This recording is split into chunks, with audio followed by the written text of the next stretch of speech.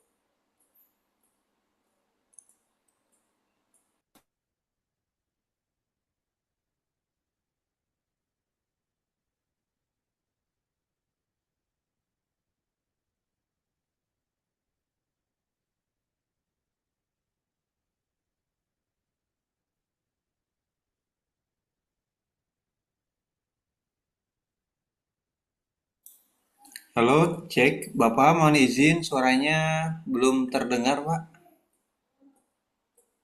Halo?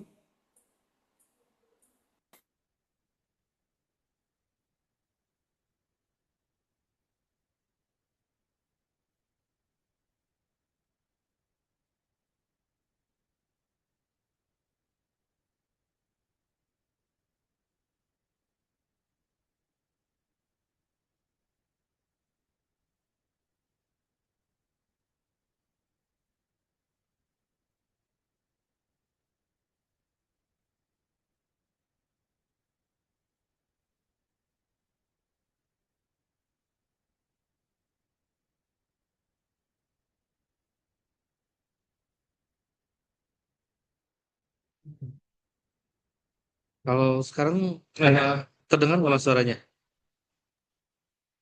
Pak jelas udah tuh suaranya. jelas, Pak. Eh, ini kayak mikrofonnya baterainya habis lagi. Tapi saya pakai pakai ini aja, pakai mikrofon dari laptop.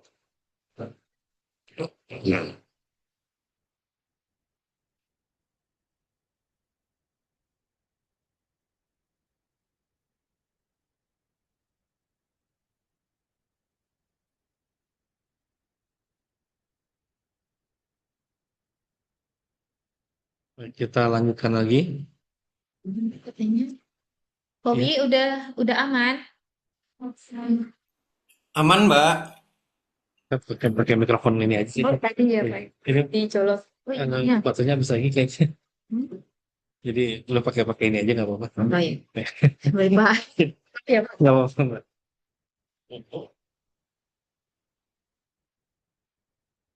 Baik, kita lanjutkan lagi. Untuk jenis SPT PPh orang pribadi 1770 ini SPT untuk pekerjaan bebas, artinya 1770 ini bukan untuk SPT bukan untuk orang pribadi karyawan. Jadi untuk yang karyawan ini ada 1770S dan 1770 SS. Nah, perbedaannya untuk 1770 S dan SS ini ada di brutonya. Untuk 1770 SS ini untuk karyawan atau bukan karyawan yang penghasilan brutonya tidak melebihi 60 juta dalam waktu 1 tahun. Sedangkan untuk 1770S ini untuk karyawan yang penghasilan brutonya lebih dari 60 juta dalam waktu 1 tahun. Kalau 1770 ini karena usaha atau pekerjaan bebas, jadi penghasilan bruto berapapun tetap pakai SPT 1770.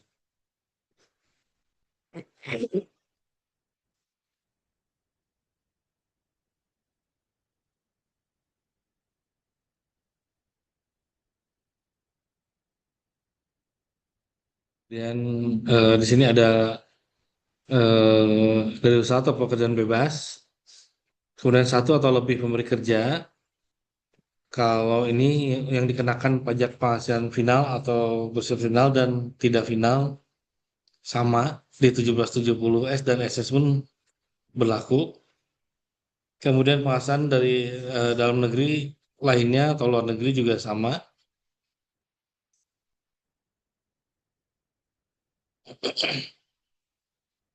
Nah, ini untuk identitas.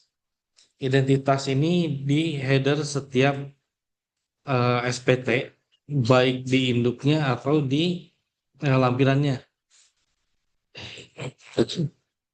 Jadi di SPT dalam bentuk yang lama, dalam bentuk fisik kertas, ini pasti di atasnya sama semua seperti ini.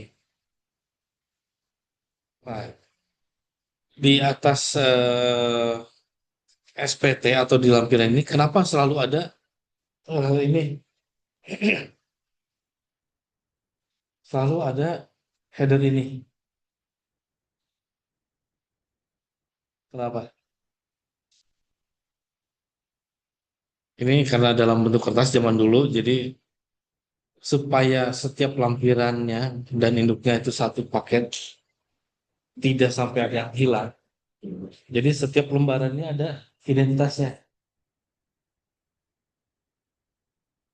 Identitas ini ada.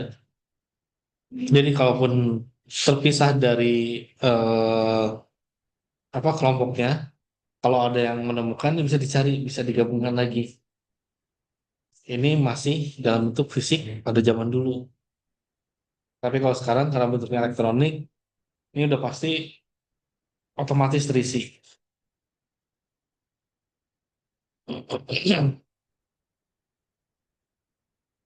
Nah, kemudian di atas ini ada status kewajiban perpajakan suami istri. Ini ada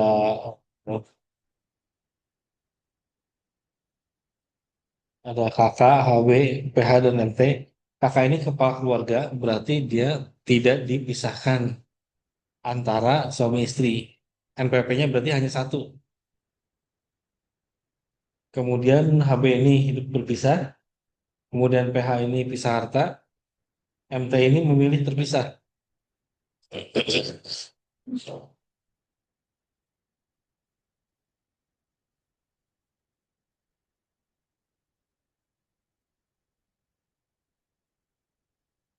Nah, kemudian apabila memilih ini, kan sini ada HB, PH atau MT. Ini maka NPP istri atau suaminya harus dimasukkan. Jadi kalau misalnya memilih terpisah atau pisah harta, maka NPP suami atau NPP istrinya tetap ada di sini. Kecuali kalau yang kakak itu berarti kan kepala keluarga, itu suami dan istri hanya satu NPP. NPP-nya digabung.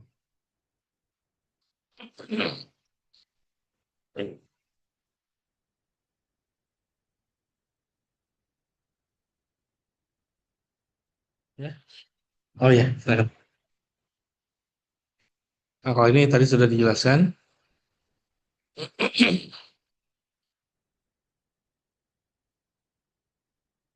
Ini juga udah.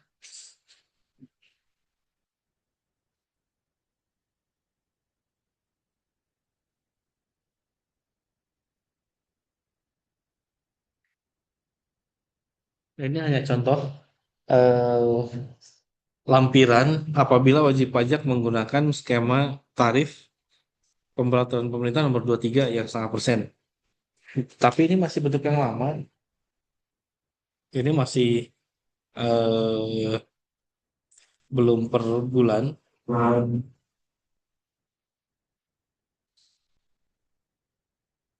Kalau yang baru ini sudah berubah. Di atas ini nanti ada bulan, kemudian brutonya berapa, kemudian PP final setengah persennya berapa. Ini juga masih yang 1%, dan sampai dengan 2 tahun yang lalu juga PP tiga sudah setengah persen ininya. Di sini sudah setengah persen, tapi masih sama seperti ini. Dan tahun kemarin sudah berubah untuk lampiran PP tiga ini sudah per bulan, bukan lagi per lokasi dan alamat. Tapi di atasnya ada alamat, di sininya bulannya. Udah berubah.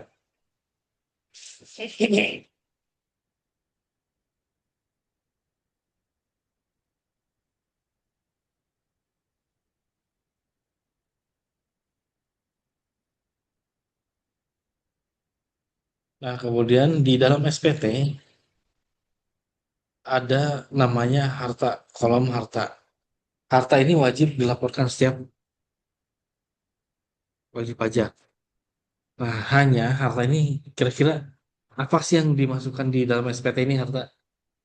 Apa aja coba yang termasuk harta?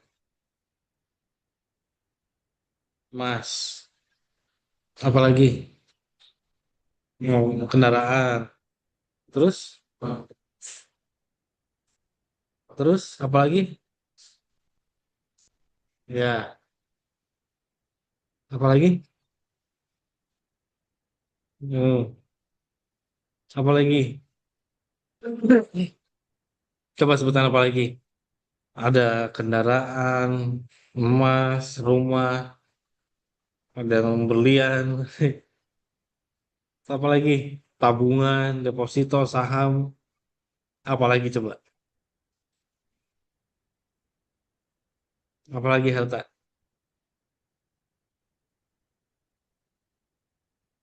Apa? Asal jangan masukin keluarga aja. Ya keluarga harta paling berharga tapi bukan itu. Apa lagi?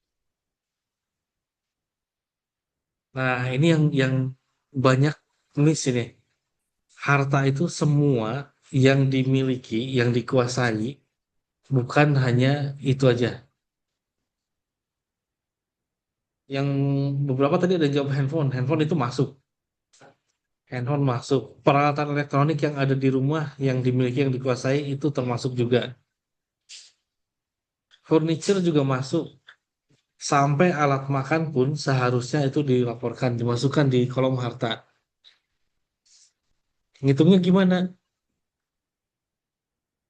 Pakai harga wajar per akhir tahun. Nah, jadi untuk kolom harta, karena kalau harta kan kalau dihitung-hitung pasti banyak tuh. Yang kecil-kecil. Itu bisa dikelompokkan per jenisnya sama per tahun. Jadi untuk perolehan yang tahun 2024 itu alat elektronik ada apa aja? Digabungkan nilainya berapa per akhir tahun? Kalau ada penyusutan, kira-kira penyusutannya berapa? Kemudian alat makan. Alat makan kelompokkan per tahun perolehan atau per jenisnya. Kalau mau disatuin alat makan semua bisa juga, kayak apa sendok, piring dan lain-lain itu kan alat makan. Itu walaupun kecil tapi itu masih berharga. Itu kalau digabungkan semua nilai per akhir tahun itu berapa? Alat elektronik, alat makan, terus apa lagi kira-kira? Banyak yang lupa untuk dilaporkan. Apalagi ada yang tahu.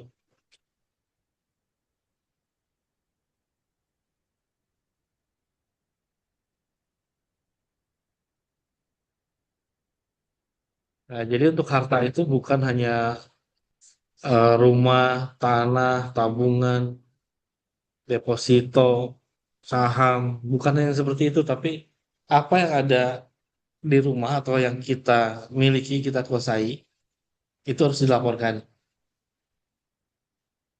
Bahkan piutang pun kalau misalnya ada eh, apa perjanjiannya atau ada bukti yang bisa menguatkan di mata hukum, itu bisa. Itu boleh. Dan ini yang banyak kesalahan pengisian harta setiap wajib pajak. Wajib pajak paling mengisinya hanya rumah, kendaraan, kemudian tabungan, perhiasan. Sedangkan yang kecil-kecil kayak alat elektronik di rumah, furniture di rumah, alat makan itu jarang sekali. Jadi itu tetap harus dimasukkan.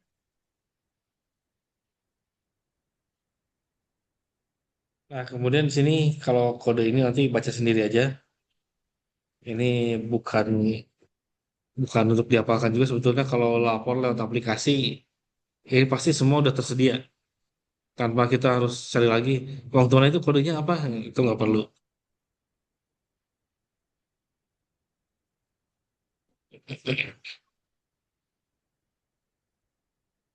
Alat sepeda apa alat transportasi ada sepeda sepeda motor mobil dan lainnya atau bergerak lainnya di sini ada logam mulia batu mulia barang seni dan antik ada kapal pesiar dan lain-lain. Harta tidak bergerak ini udah pasti tanah dan atau bangunan baik untuk tempat tinggal untuk usaha boleh ada harta tidak bergerak lainnya. Kemudian di dalam SPT juga selain penghitungan pajak ada harta ada juga kewajiban. Kewajiban ini apa? Utang.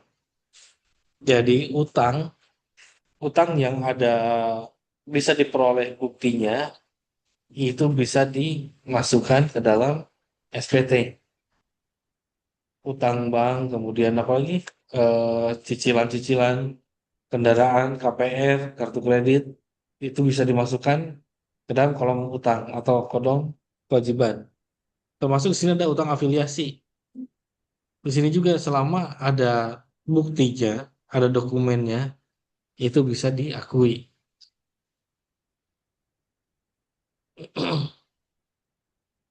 Nah, sekarang saya mau tanya, di SPT itu kenapa harus ada penghasilan, ada pajak terutang, ada harta, ada kewajiban, ada objek pajak, ada bukan objek pajak. Kenapa ada itu semua? Kenapa di SPT nggak udah penghasilan sama pajak yang dibayarin aja? Kenapa?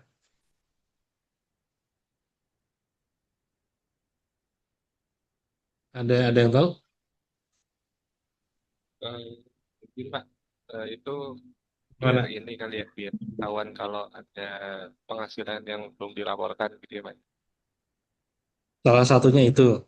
Kemudian apa lagi?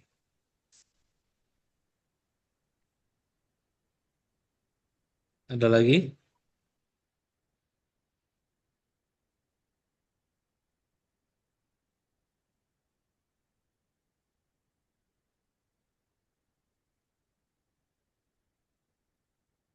Nah, jadi di dalam SPT itu ada namanya penghasilan, ada pajak yang dibayarkan, ada objek pajak, ada bukan objek pajak, ada harta dan ada kewajiban. Dari semua SPT, dari semua isi SPT itu untuk melihat kewajaran. Artinya apa? Kalau badan itu sama dengan ekualisasi. Artinya kalau misalnya ada penghasilan, kemudian ada pajak yang dibayarkan, apakah pajak yang dibayarkan itu sudah sesuai dengan penghasilannya atau belum?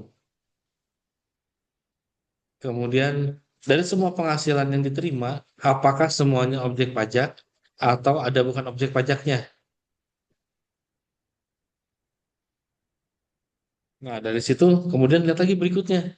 Dari harta yang diperoleh pada tahun tersebut, apakah wajar dengan penghasilan yang diterima berbanding dengan penambahan harta? Misalnya, dalam satu tahun penghasilan yang diterima adalah 700 juta. Kemudian ada penambahan harta sebesar 1 miliar. Kalau dilihat nggak terlalu signifikan tapi nggak terlalu besar. Selisihnya 300 juta. Kira-kira wajar atau enggak? Penghasilan 700 juta, penambahan harta 1 miliar. Wajar atau enggak kira-kira? Kenapa enggak? Nah, kalau misalnya selisih 300 juta itu ternyata dia kepemilikannya dengan cicilan. Dalam waktu 1 tahun cicilannya misalnya 200 juta. Total cicilannya 200 juta 1 tahun. Masih wajar enggak? Wajar, karena tidak melebihi penghasilan. Nah, sekarang kalau misalnya ada harta, penambahan harta 1 miliar, penghasilan 300 juta, tapi tidak punya kewajiban atau tidak ada hutang. Bagaimana yang seperti itu?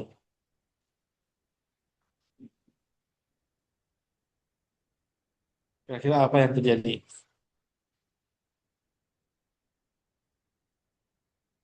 Ada yang mau coba jawab?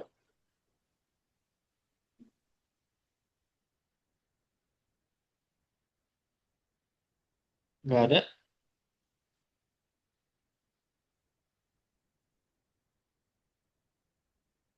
Nggak ada yang mau coba? Nggak apa-apa, jangan tahu salah. Punya penambahan harta 1 miliar, penghasilan yang terima 700 juta, tidak ada utang.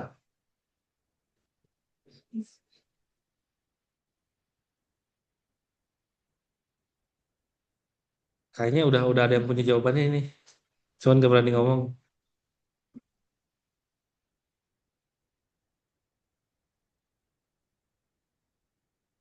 Hal itu bisa terjadi apabila ada penghasilan penghasilan yang apa?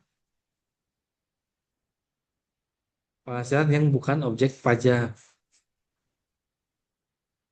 Penghasilan yang bukan objek pajak. Jadi dalam 1 tahun dia total penghasilan cuma 700 juta. Tiba-tiba ada penambahan harta 1 miliar. Siapa tahu itu hibah dari orang tuanya. Kalau hibah kan bukan objek pajak. Nah, di situ dijelaskan penghasilan itu masuk objek pajaknya berapa, yang bukan objek pajaknya berapa. Di SPT ada. Yang atas objek pajaknya mana yang final, mana yang tidak final, berapa yang disetorkan atau berapa yang dipotong itu ada. Harta tahun berapa perolehannya itu sebutkan. Dari tahun yang lama pun kalau memang masih ada, itu tetap harus dilaporkan. Jadi bukan berarti tahunnya lama, udah nggak usah dilaporkan, enggak. Jadi tetap harus dilaporkan. Kemudian utang, utang atau kewajiban, setiap yang belum dilunasi, masih berjalan, itu tetap dilaporkan juga. Nah, untuk harta dan utang, kita lihat ada contoh SPT-nya nggak di sini?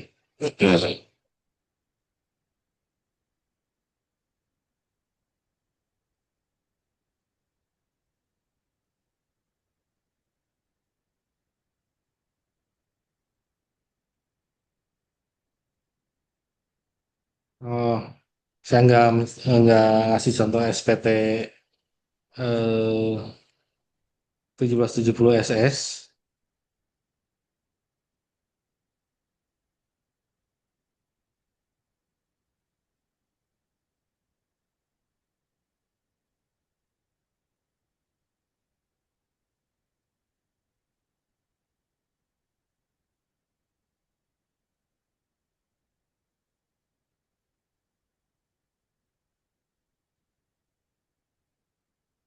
Nah, kita lihat yang 1770 aja dulu. Ini nggak jauh beda dengan 1770 S. Kita lihat di sini. Untuk 1770 lampiran Romawi 1, di sini ada penghasilan neto dalam negeri dari usaha atau pekerjaan bebas. Berarti ini semua menjelaskan penghasilan yang berasal dari pekerjaan bebas atau dari usaha. Kemudian di lampiran Romawi 2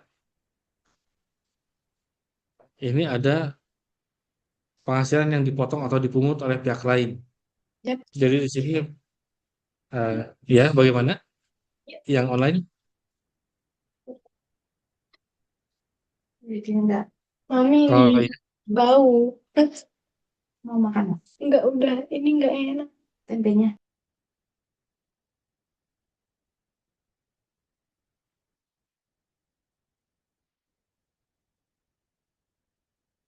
Baik, untuk 1770 Romawi 2 di sini ada. Di 1770S pun ada. 1770S itu untuk karyawan yang penghasilannya dia penghasilan brutonya di atas 60 juta. Ada daftar pemotongan atau pemungutan oleh pihak lain. Nah, kalau untuk 1770 ini karena dia usaha atau pekerjaan bebas, di sini eh, semua jenis pajak pasalnya di sini ada dan bisa juga terjadi. Kemudian kalau untuk ke karyawan yang paling umum adalah pasal 21. Di sini ada pasal 21 ini paling umum untuk karyawan. Kemudian di sini nanti ada identitas pemotong pajaknya atau pemungutnya. Kemudian kita lihat lagi lampiran Romawi 3.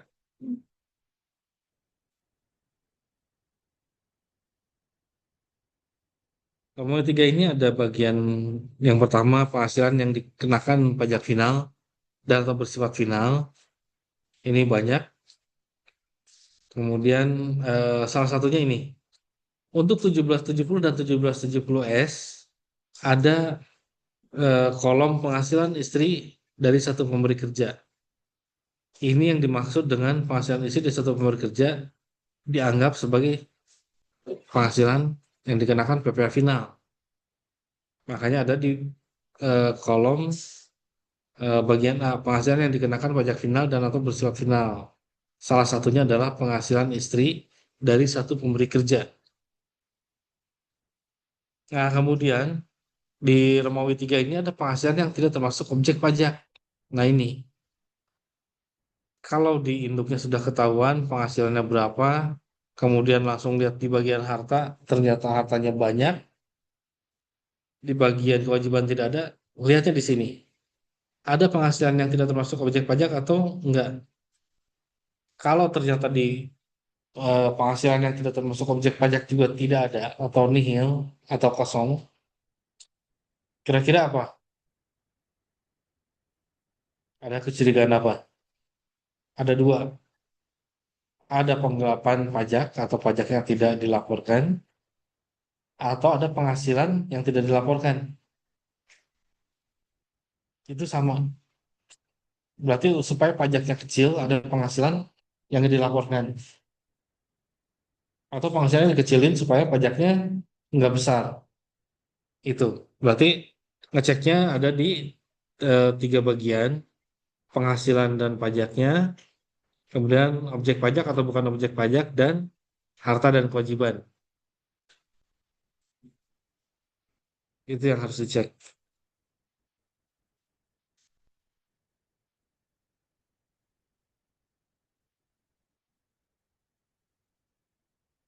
Kemudian kita lihat lagi.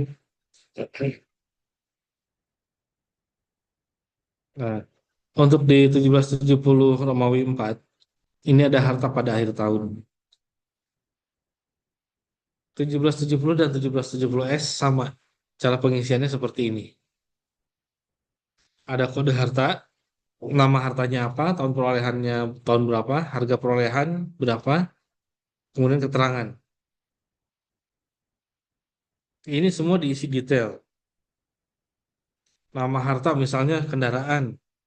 Di sini tahun perolehan tahun berapa? Misalnya 2023. Harga perolehan 30 juta. Keterangan. Di sini keterangan bisa nama atau merek kendaraan. Merek kendaraan ditambah tipe kendaraan, tambah plat nomornya, tambah cara perolehannya bagaimana. Karena keterangan ini tidak mengunci, tidak ada bakunya. Apapun boleh dimasukkan di sini.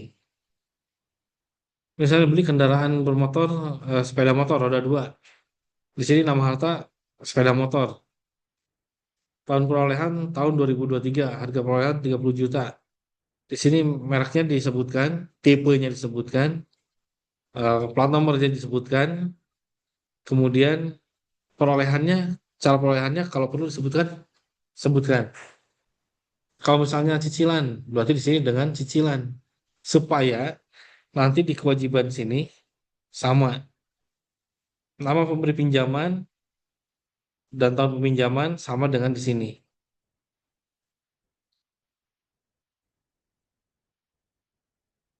Nah ini. Harga perolehan, tahun perolehan, keterangan. Dari keterangan itu nanti kalau cicilan, cicilannya dari mana bisa terlihat di sini nama pemberi pinjaman. Kalau misalnya leasing apa nanti disebutkan di sini.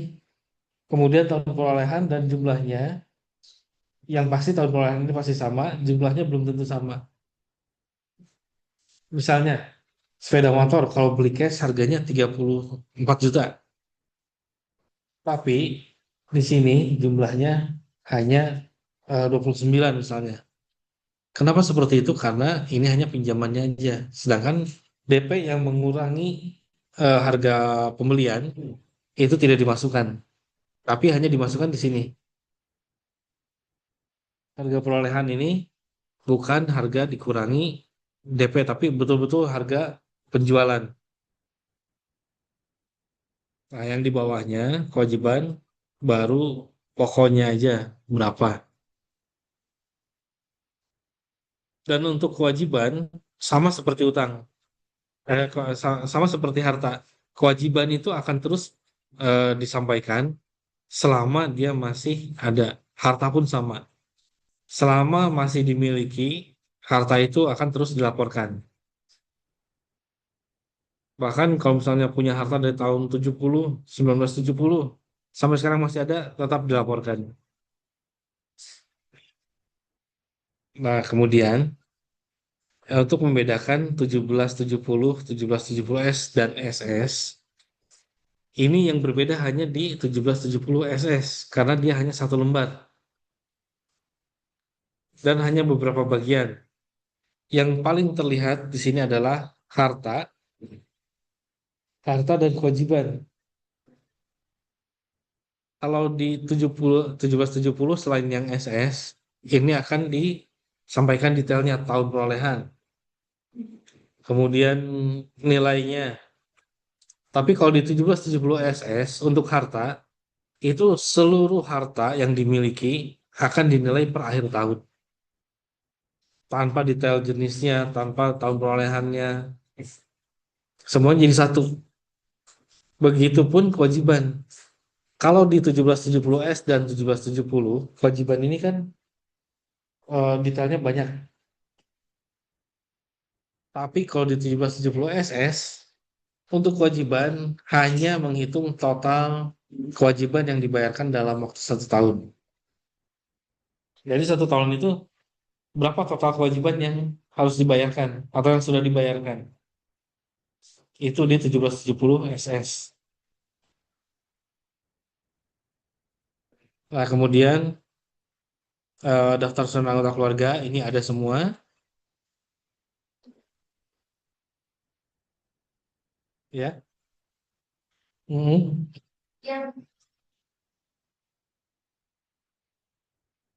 Nah, tadi kan apa PPH itu penghasilan dan SPT itu konsepnya adalah satu keluarga, satu kesatuan.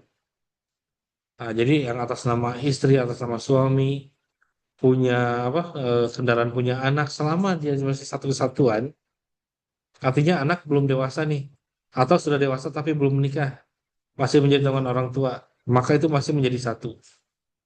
Atas nama siapapun, kendaraan misalnya atas nama istri, tapi kan istri eh, MPP-nya satu nih, satu jadi digabung dengan suami, itu semua dilaporkan menjadi satu SPT aja.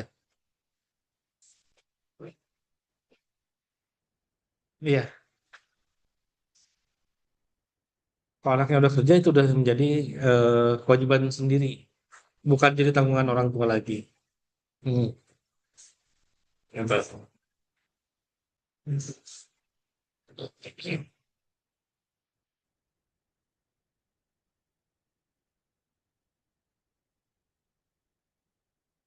Nah, kemudian daftar susunan anggota keluarga. Kalau yang lama ini kan sistem lama harus masukkan satu-satu. Namanya, nicknya, hubungan keluarga, pekerjaan, atau mengambil dari laporan tahun sebelumnya. Kalau tidak ada perubahan. Di Cortex, ini sudah tidak perlu di cross check lagi. Karena di Cortex itu untuk anggota keluarga sudah termasuk semua. Jadi di Cortex itu ada namanya FTU, Family Tax Unit. Kalau ada anggota keluarga yang punya NPWP sendiri, akan terdeteksi di kepala keluarganya. Begitupun kalau istri punya NPWP sendiri karena pisah harta atau memilih terpisah, atau memilih digabung pun, tapi kalau istri ternyata punya NPWP sendiri, akan terlihat di kepala keluarga. Itu untuk sistem yang baru untuk Cortex.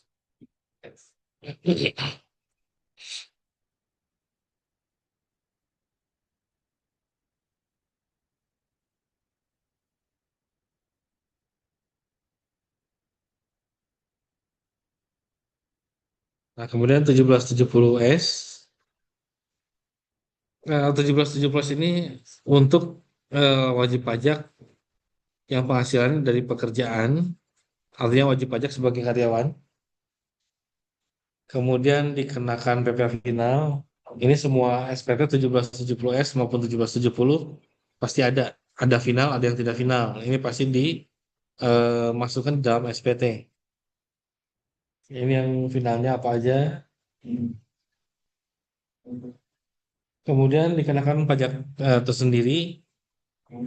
Ini dikenakan pajak tersendiri ini hanya untuk penghasilan isi dari satu pemberi kerja yang dianggap atau dimasukkan ke dalam kriteria PPh final. Kemudian ada bukan objek pajak.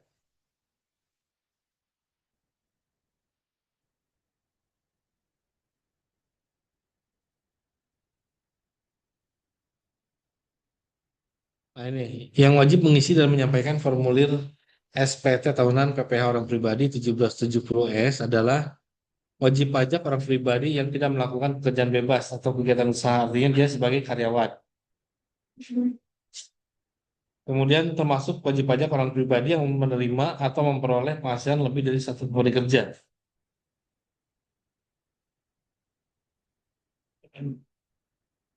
Nah, ini ada untuk 1770S ini, lampiran satunya memuat rincian penghasilan neto, daftar pemotongan, pemungutan, serta PPh yang ditanggung pemerintah.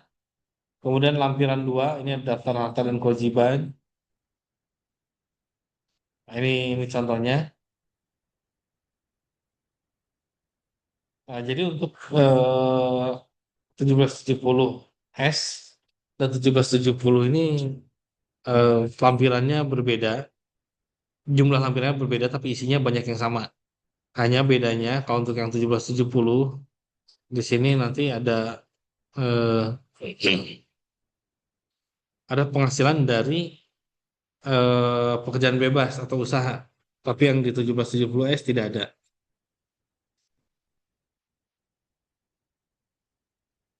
Nah, kemudian eh, menurut undang-undang, kelengkapan SPT ini, semua jenis SPT adalah seluruh formulir terisi dengan lengkap. Induk beserta lampirannya berarti dari halaman pertama sampai terakhir itu harus ada. Kalaupun ini kan kita berbicara tentang SPT berbentuk fisik yang masih kertas. Kalaupun ada lampiran yang tidak diisi atau nihil, tapi identitas di atasnya itu tetap harus diisi, tetap harus ada. Karena lampiran itu termasuk kelengkapan. Kayak 1770 lampiran sampai dengan lampiran Romawi 5, 6. Romawi 2-nya nggak ada aja. Itu tetap dianggap tidak lengkap. Walaupun isinya nihil. Kemudian SSP pasal 29. Bila SPT menunjukkan jumlah PPh yang masih harus dibayar. Artinya SPT-nya statusnya kurang bayar. Nah, ini dalam eh, sistem yang lama memang harus dilampirkan SSP, surat setoran pajak. Itu bukti bahwa kurang bayarnya sudah dilunasi. Nah, kemudian berbeda lagi dengan sistem berikutnya, sistem elektronik yang pertama sebelum Cortex, itu cukup menginput NTPN dan nilai yang dibayarkannya saja. Nah, begitu masuk ke Cortex, ini berubah lagi. SPT semua sudah diisi, begitu terlihat bahwa SPT-nya itu menjadi kurang bayar, maka billingnya akan otomatis dibuatkan. Begitu kita klik lapor dan store. Gitu. Jadi setelah kita melakukan pembayaran atas kekurangan bayar di dalam SPT, maka SPT di dalam Cortex akan otomatis tersubmit. Jadi nanti Cortex-nya akan mendeteksi setoran yang sudah dilunasi. Jadi begitu SPT-nya belum lunas, dianggap belum disampaikan. Tapi begitu udah dibayar, ini akan otomatis masuk ke dalam kriteria sudah disampaikan laporannya.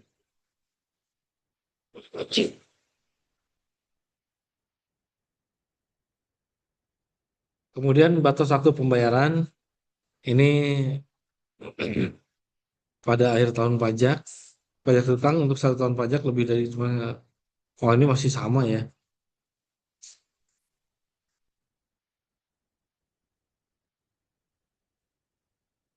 Nah ini sebetulnya kalau ini materi di KUP, tapi di PPH pun harus tahu. Oh, ya, yang online tadi siapa? Ada yang mau disampaikan? Udah cek. Nggak ada ya. Baik, untuk PPH, pembayaran masa itu paling lambat tanggal 15. Ini untuk PPH pasal 25. 25 berarti PPH atas pajak sendiri, atas wajib pajak atas wajib pajaknya sendiri.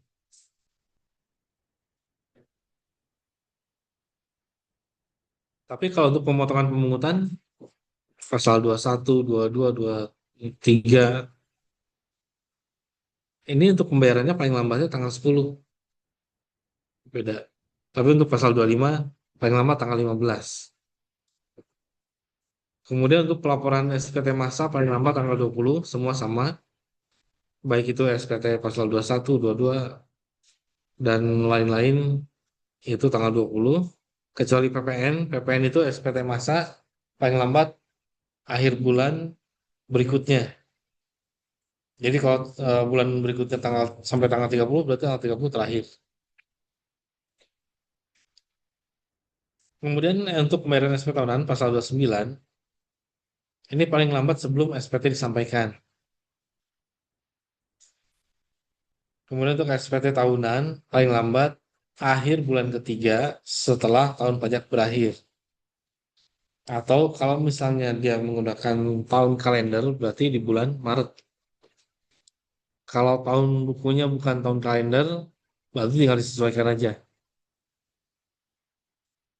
Kalau misalnya tahun bukunya dari bulan Juli sampai bulan Juni, berarti paling lambat dia lapor SPT tahunannya bulan September.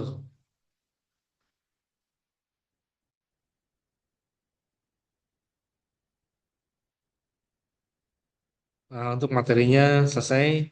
Kita coba lihat simulasi simulasi pengisian SPT manual sebelum kita lihat ke Cortex.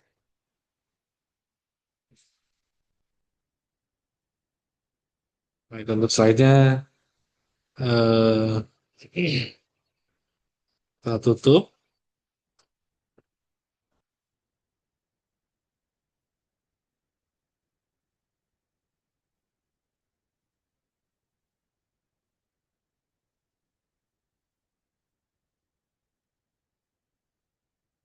Baik, saya akan coba melihatkan contoh SPT 1770 SS.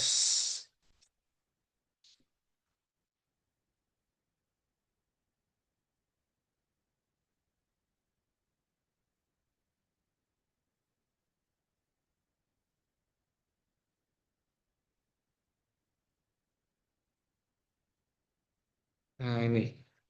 Ini adalah contoh SPT dalam bentuk fisik kertas sebelum adanya SPT dalam bentuk elektronik. 1770 SS, kenapa disebut SS? Karena ini sangat sederhana. Pengisiannya tidak rumit. Hanya satu lembar ini aja. Segini aja. Jadi di 1770 SS ini wajib pajak hanya diminta mengisi tahun pajak. Pak, Kemudian, maaf, tidak ya, terlihat. oh iya, maaf saya lupa. Sebelum belum saya share ini.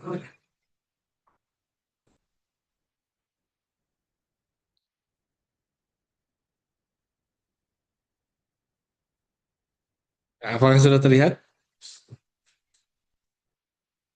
Sudah, Pak. Ya. Nah, ini adalah tampilan 1770 SS atau SPT PPH 1770 sangat sederhana, di mana wajib pajak pengisiannya sedikit, nanti hanya pengisian tahun pajak, kemudian NPWP yang sudah dipisah per kriteria formatnya, kemudian nama wajib pajak, ada penghasilan bruto dan lain-lain, ini adalah pajak penghasilan, kemudian PPH, penghasilan yang dikenakan PPH final, dan yang dikecualikan dari objek pajak. Kemudian daftar harta dan kewajiban. Nah, ini yang tadi saya bilang. Untuk harta dan kewajiban, ini hanya satu kolom. Harta dihitung semua dalam eh, akhir tahun pajak, nilainya berapa? Berarti tabungan kalau ada ditambahkan dengan semua harta yang dimiliki di rumah. Ini pun sama untuk kewajiban atau utang, ini hanya satu kolom, di mana ini hanya memuat berapa banyak atau jumlah total yang sudah dibayarkan untuk membayar kewajiban.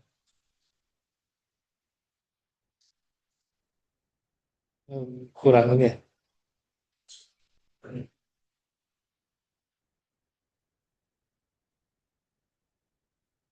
Nah, ini sama. Jadi tadi untuk harta dihitung total seluruhnya per akhir tahun pajak. Kewajiban pun sama, dihitung total seluruhan kewajiban yang dibayarkan dalam tahun pajak.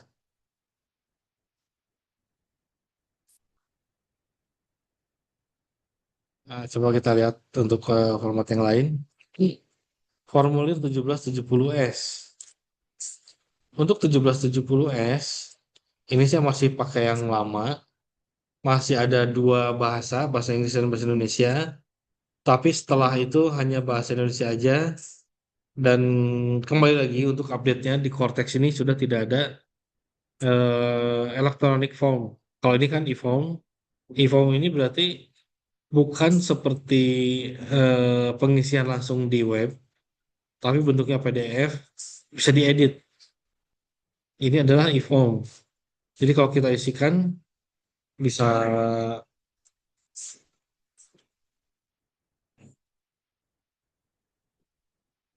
nah ini contohnya seperti ini. Nah, kalau kita mengisikan SPT, ini akan mengisi otomatis sesuai dengan rumusnya. Tapi ini versi yang pertama banyak bugnya, banyak kesalahannya. Di versi yang berikutnya kebetulan saya nggak punya contohnya. Ini nanti setiap yang kita isikan ini akan otomatis terisi. Kalau misalnya penghasilannya berapa, nanti ternyata pajaknya jadi berapa, nanti pengaruhnya dari mana? Pengaruhnya dari PTKP misalnya. Nanti akan menghitung sendiri. Kita ambil contoh, penghasilannya Tom misalnya berapa?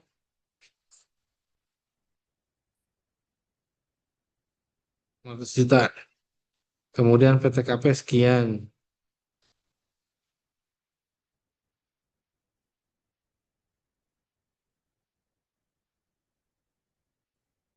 Nah, ini masih ada bug ini. Harusnya otomatis terisi.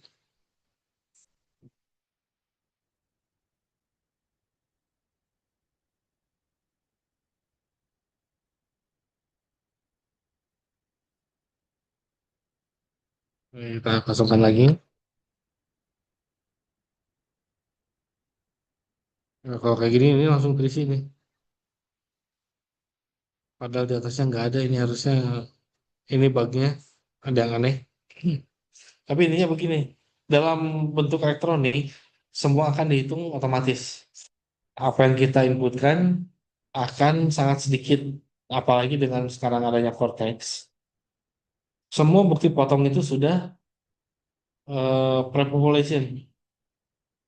Jadi begitu kita posting, semua bukti potong itu akan dikumpulkan. Akan masuk ke format SPT. Tanpa harus dimasukkan satu-satu.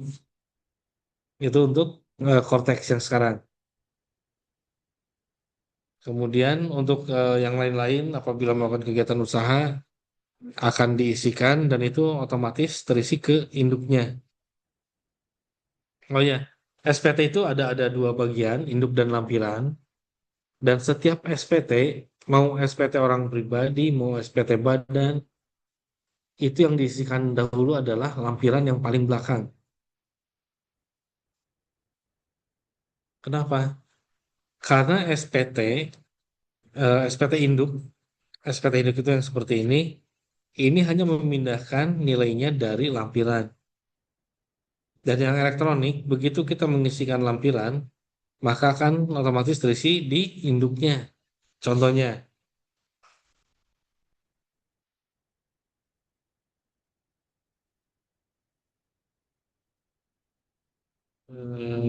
penghasilan atau dan negeri lainnya. Misalkan ada penghargaan dan hadiah. Misalnya dapat hadiah. Oh ini hadiah dari tadi misalnya saya usaha dagang, kemudian ada hadiah dari pabrik karena penjualannya bagus. Misalnya jumlah penghasilan dikasih bonus 50 juta. Ini akan masuk ke atas. Nah ini penghasilan atau dalam negeri lainnya akan masuk ke sini.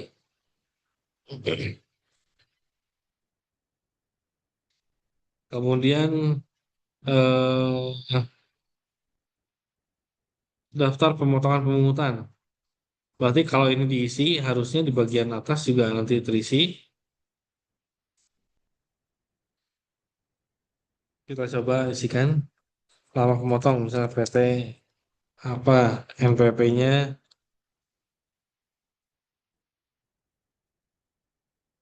nomor bukti potongnya, tanggal bukti potongnya. Nah, sini pasal 21, eh, penghasilannya misalnya agak besar, dipotong 700.000.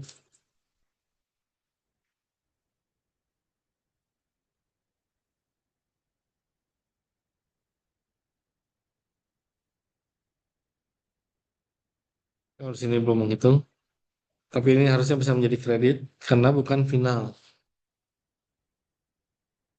Dan lain-lain ini ada kewajiban, ada harta, ada kewajiban, ada susunan anggota keluarga.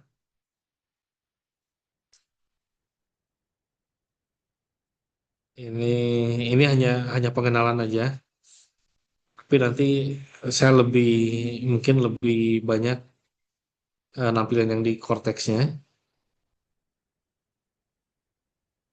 Nah, sekarang yang 1770. 1770 biasa atau bukan SS, ini lampirannya paling banyak.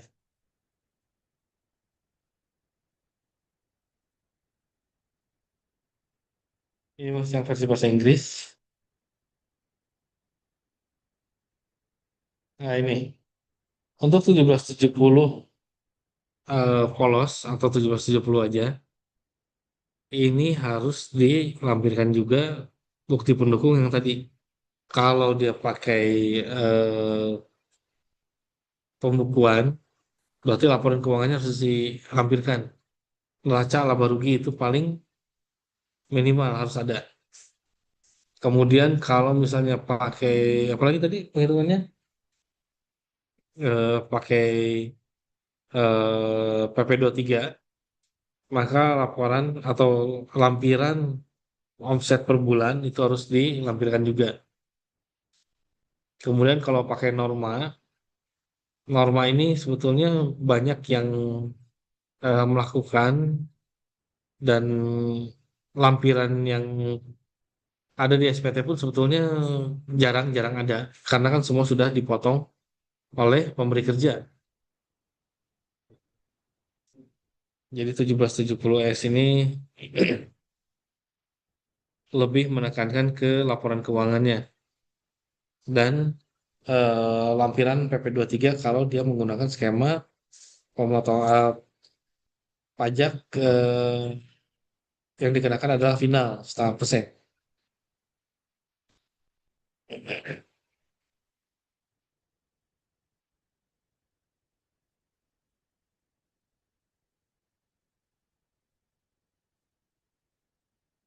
Ada yang pernah berhubungan dengan pajak? Ya, apa itu?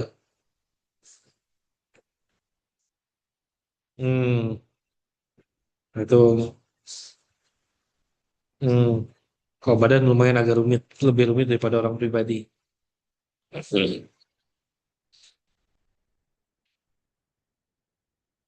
Baik, sampai sini ada yang mau ditanyakan sebelum kita lihat contoh contoh tampilan pada Cortex.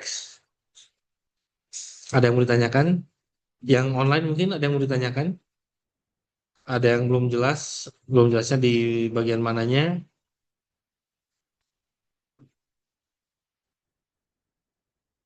Ya.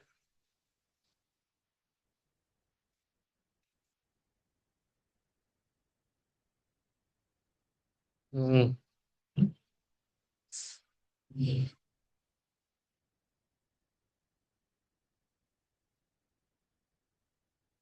Hmm. Ya,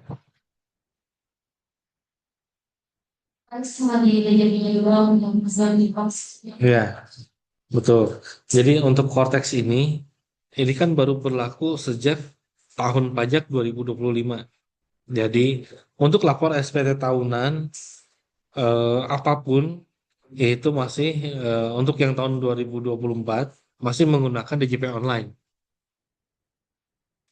Nah, mulai Januari 2025 SPT masa pajak Januari 2025 udah menggunakan Cortex. Nah, dan sekarang SPT tahunan baik orang pribadi atau badan karena tahun pajak 2025 lapor di 2026 kita sudah menggunakan Cortex. Perbedaan yang sangat terasa itu pasti pengisian dari awal sampai akhir itu berbeda. Baik, kalau gitu kita langsung lihat aja ke Cortex-nya.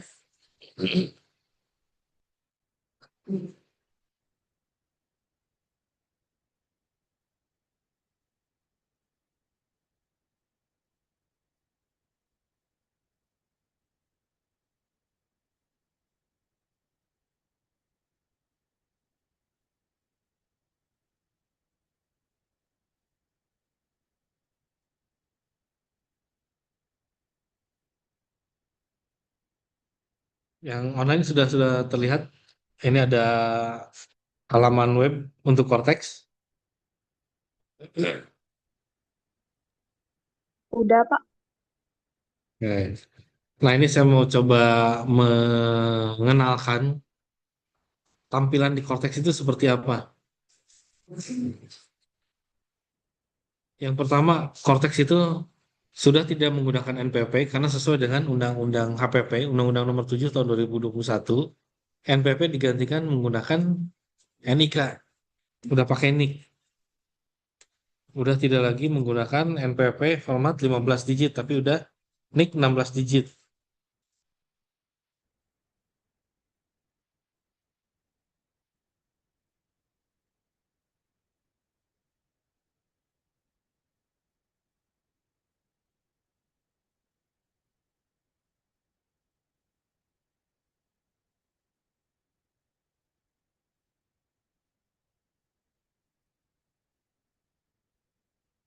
Nah, kemudian pada waktu masuk Cortex pun ini berbeda.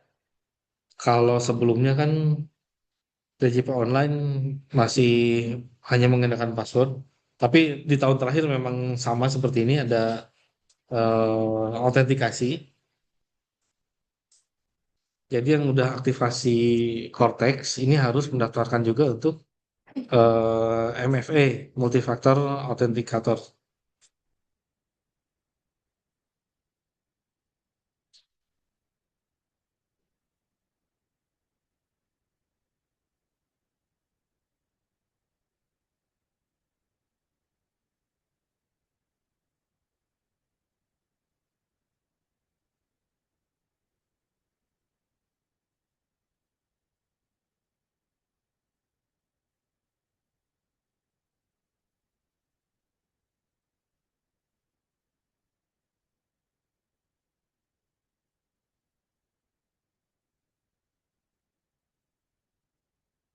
Nah, ini tampilan tampilan untuk halaman utama Cortex ini seperti ini. Ini perbedaan dengan DJP online sangat mencolok, ini beda-beda sekali. Kalau DJP online atau mau kita bandingkan DJP online seperti apa? Hmm. Kita coba.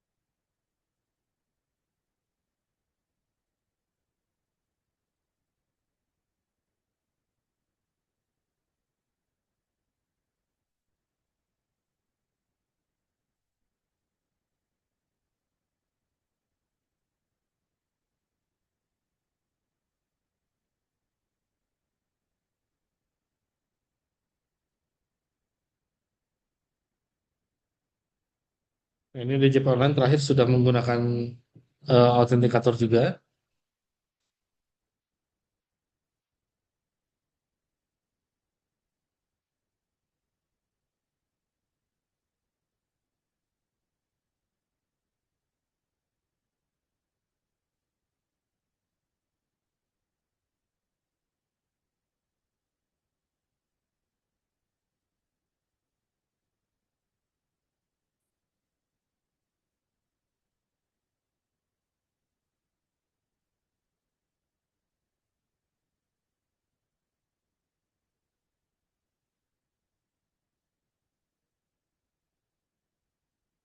Nah ini tampilan untuk DJP online, sedangkan eh,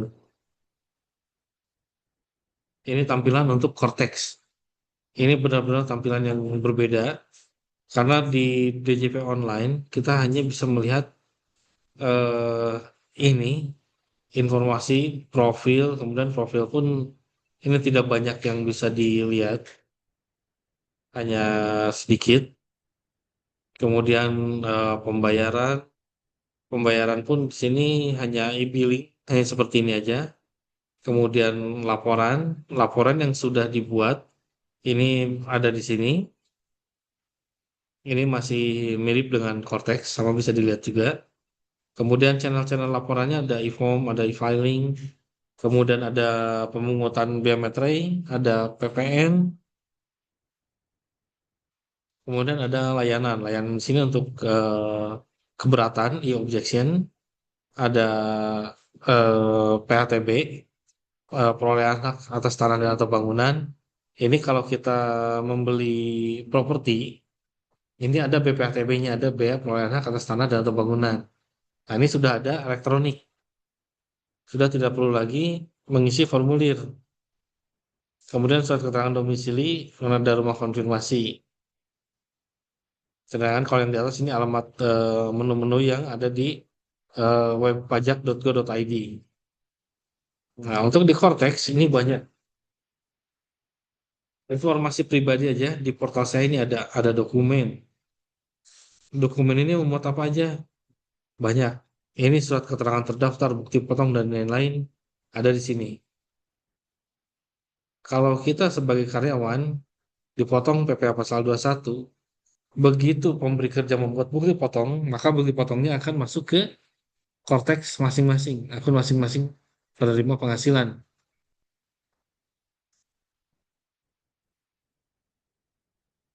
Kemudian notifikasi. Notifikasi ini sama dengan yang di sini. Notifikasi di sini dengan notifikasi di sini sama. Dan setiap eh, untuk melihat data yang berbentuk tabular seperti ini di Cortex pasti harus di refresh dulu. Karena tanpa refresh tidak akan keluar otomatis.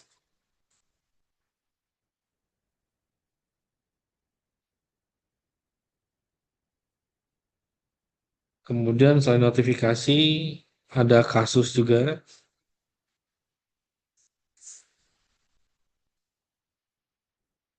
Kasus ini saya belum tahu atas hal yang bagaimana. Kalau dibandingkan dengan di DJP online kan belum ada, hanya ada apa keberatan, PTB, surat keterangan domisili, dan rumah konfirmasi. Jadi kalau untuk di eh, Cortex kasus ini berarti harus ada pemicunya, apa yang masuk ke dalam kasus. Ini kita coba lihat di layanan wajib pajak. Oleh administrasi, kemudian permintaan informasi perpajakan. Nah, ini dari semua layanan wajib pajak ini, kalau kita membuat satu permohonan atau satu kasus, nanti akan muncul di sini. Nanti status kasusnya apa? Apakah sudah ditindaklanjuti oleh KPP atau belum? Nanti akan tertera di sini. Ini untuk tampilan kasus.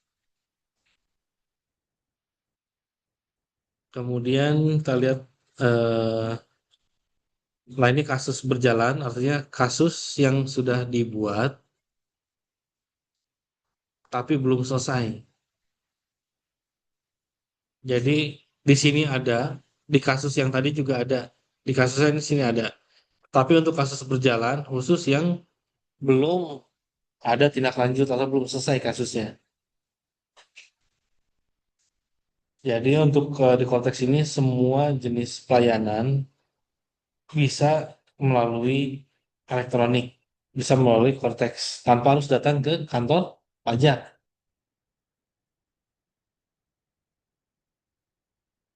Termasuk pembuatan PKP dan lain-lain ini bisa. perubahan data pun bisa, perubahan identitas, alamat, dan lain-lain, perubahan status. Nah, ini ada penetapan wajib pajak nonaktif.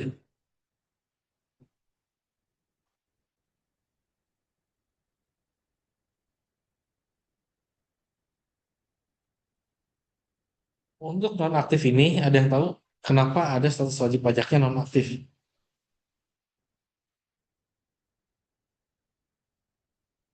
Ada yang tahu? Terus,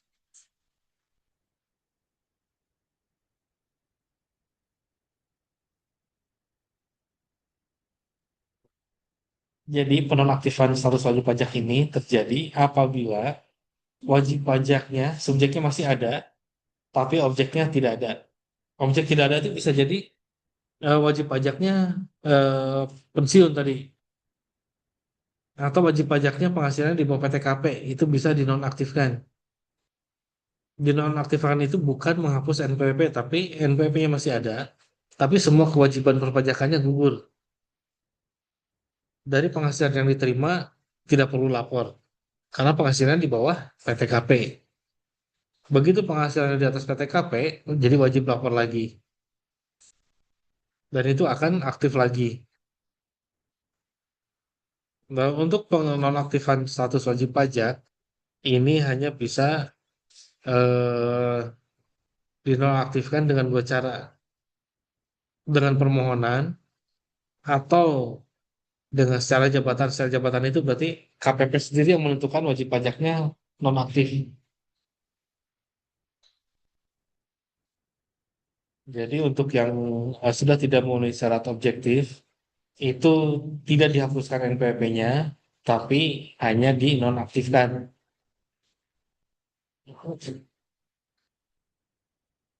Dan di sini banyak lagi menu yang lain-lain. Tadi yang udah punya NPWP siapa aja? Nggak usah malu-malu. Atau dua, baru dua, yang lain belum punya NPWP. Oh. Nah, ini kalau misalnya udah aktivasi Cortex, udah ada sertifikat digitalnya juga, ini bisa sambil cek ada menu apa aja, nggak apa-apa, sambil explore.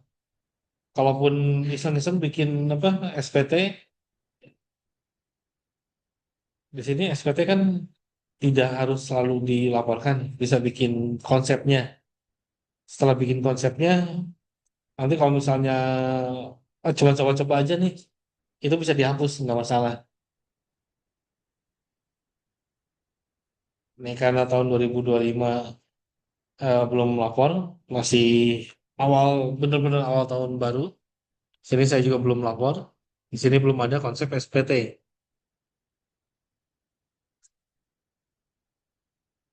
Nah, kita lihat perbedaannya DJP online. Kita coba cek untuk yang 1770S. 1770S dengan menggunakan e-filing. Kalau e-form tadi kan yang pakai PDF. Kalau e-filing kan langsung. Nah, kalau di DJP online, kita masuk e-filing, kemudian buat SPT.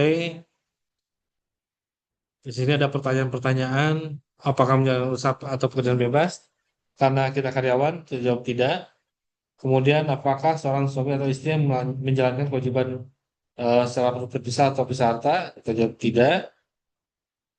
Apakah penghasilan bruto yang Anda peroleh selama setahun kurang dari 60 juta rupiah? Nah, ini yang menentukan apakah kita menggunakan SPT 1770S atau SS. Kita lihat dulu kalau misalnya kita pakai 1770 SS. Yang kita isikan hanya ini aja. Oh, ini masih depannya.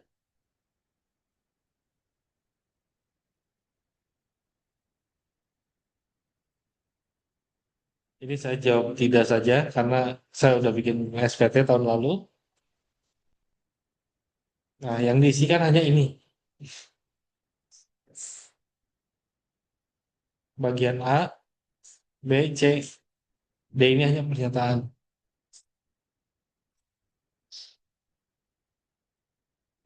Nah, ini bagian A ini isikan sesuai dengan bukti potong yang diterima. Kemudian bagian B, penghasilan dengan KPA final. Ini pun hanya totalnya dari semua bukti potong atas KPA final.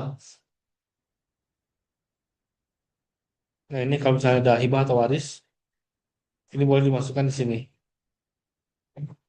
Yang dikecualikan dari objek pajak. Kemudian daftar harta dan kewajiban. Ini dihitung, digabungkan semua nilainya sesuai dengan nilai per akhir tahun. Kemudian sama kewajiban juga dihitung semua yang sudah dibayarkan pada tahun tersebut. Dari Januari sampai Desember, berapa kewajiban yang harus dibayarkan atau yang sudah dibayarkan. Kemudian tinggal mengisi pernyataan.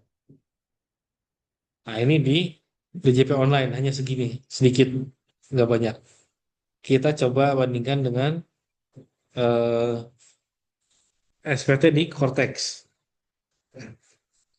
Coba kita buat konsep, kita buat PPh orang pribadi. Nah, di Cortex di sini tidak ditanya, jadi terbalik.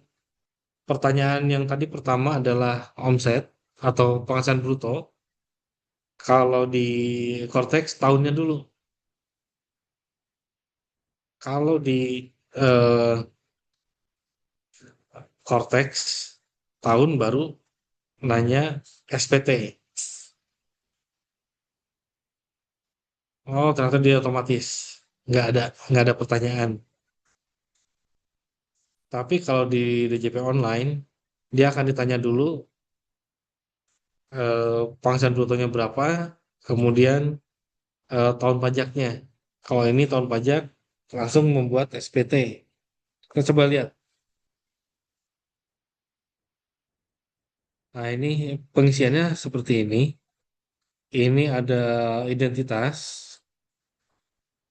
identitas SPT-nya, kemudian ada eh, metode pembukuan atau pencatatan, kemudian ada sumber penghasilan. Kalau kita masukkan sumber penghasilannya sesuai dengan pekerjaan, maka dia akan memilih 1770 S atau SS. Tapi kalau dia kegiatan usaha atau pekerjaan bebas, dia akan menjadi 1770 biasa. Nah, di sini ada petunjuk. Klik tombol posting untuk menampilkan data perpajakan Anda, harta, utang, dan lain-lain. Nah, di sini karena saya belum pernah posting, SPT-nya masih kosong, masih nihil semua. Tapi kalau saya posting, bukti potong yang saya terima di tahun 2025, kemudian data keluarga, kemudian data bukti potong yang lain-lain itu langsung masuk. Nah, kalau saya nggak posting, ini nggak akan masuk. Saya akan coba mengisi manual.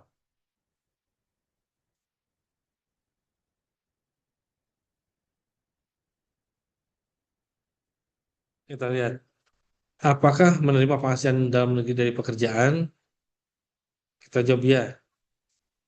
Ini akan mengisi di lampiran 1 bagian D. Jadi di konteks itu, setiap pertanyaan yang kita jawab, kita akan kembali ke atas untuk mengisi di lampiran sini. Tadi lampiran 1 bagian D, maka kita akan masuk langsung ke bagian D.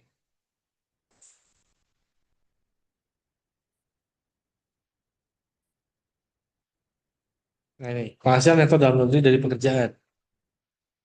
Coba kita tambah. Kalau misalnya penghasilannya kurang dari 60 juta, apakah dia akan berubah? Ah, ini perlu nomor identitas bekerja ya.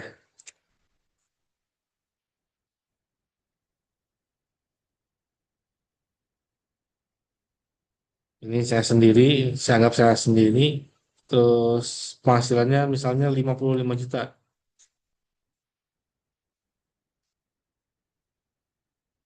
Pengurangnya nggak ada, kita simpan. Penghasilan brutonya 55 juta, tidak ada pemotongan.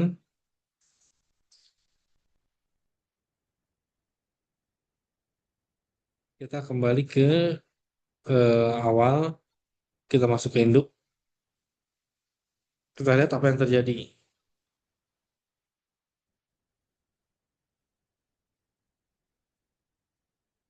Nah, kita isi dulu PTKP-nya. Nah, di sini akan menjadi nihil.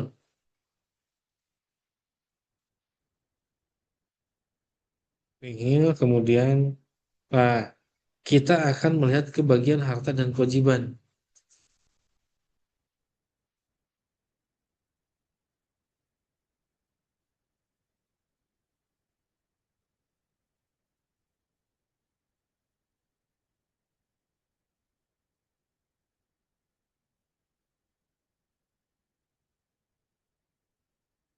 Oh, ternyata di SP tahunan untuk 1770 SS di Cortex tidak ditanyakan harta dan kewajiban. Di sini hanya ada yang berkaitan dengan penghasilan dan pajak. Untuk harta dan kewajiban tidak ditanyakan.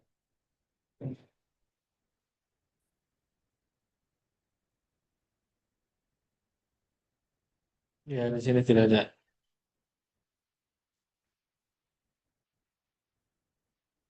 Nah, ini bedanya. Jadi untuk yang 1770 SS ini sangat sangat lebih sederhana lagi daripada DJP online. Yang lain-lainnya tidak perlu lagi diisi karena ya tidak ada di sini.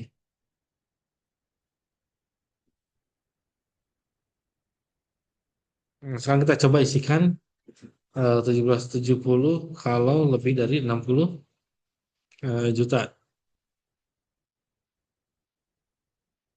Oh, harta ada ternyata di sini di lampiran Romawi satu, lampiran satu. Ini berarti bedanya. Untuk di DJP online ini kan dipisah.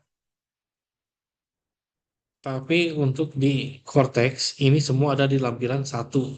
Ada harta, ada utang, daftar anggota keluarga, penghasilan neto, daftar bukti pemotongan.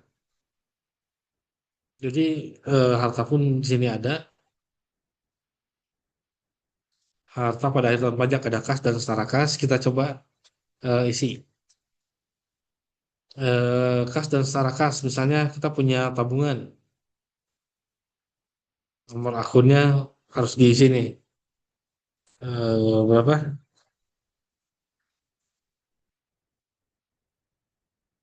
Kemudian atas nama saya sendiri. Kemudian bank institusi. Misalnya bank ABC. Lokasi harta berarti tempat atau bank. Oh, di sini baru hanya negara ternyata. Kita masukkan saja Indonesia. Jadi bukan di luar negeri tapi di Indonesia. Untuk tabungan diisikan tahun perolehannya tahun terakhir atau yang dilaporkan. Berarti di sini tahun 2025. Saldonya berapa? Misalnya saldonya berapa? 150 juta. Keterangan ini bisa dikosongkan aja karena tidak mengikuti PPS atau bukan harta investasi PPS. PPS ini tahu apa?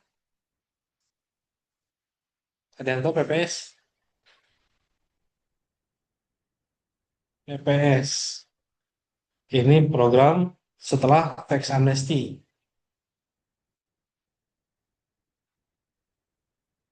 Ya, ya, program penguapan sukarela. Nah, tapi untuk PPS ini tidak apa ya, tidak sebanyak tax amnesty yang ikut. Dan PPS ini untuk memang eh, diadakan program pengungkapan sukarela ini apabila yang pertama belum pernah ikut tax amnesty, yang kedua ikut tax amnesty tapi ternyata masih ada harta yang lupa belum dilaporkan. Ini bisa ikut PPS. Kemudian sih dari harta investasi PPS. Nah, untuk pengungkapan sukarela ini kan bisa harta yang apa ya? harta yang gampang digunakan, artinya likuiditasnya bagus, sama ada harta investasi PPS. Investasi ini berarti ada harta biasanya, harta dari luar negeri yang dimasukkan ke Indonesia dan diinvestasikan atau harta yang lupa dilaporkan, tapi dia tidak akan sebesar tarifnya nggak akan sebesar dengan harta selain investasi. Kalau hartanya diinvestasikan dan ini ada syarat-syarat tertentu dengan investasinya, maka tarif untuk PPS-nya akan berbeda. Itu untuk investasi. Kalau tidak mengikuti apa-apa, kita coba simpan. Ya, ini untuk harta, kemudian harta kas dan setara kas. Kemudian untuk piutang, piutang bisa juga, tapi kita kosongkan aja. Untuk investasi juga bisa, kalau misalnya di sini investasinya banyak. Ada saham non bursa, ada saham bursa, ada obligasi perusahaan, ada surat utang lainnya dan lain-lain, ada KIK dan instrumen derivatif. Ini banyak.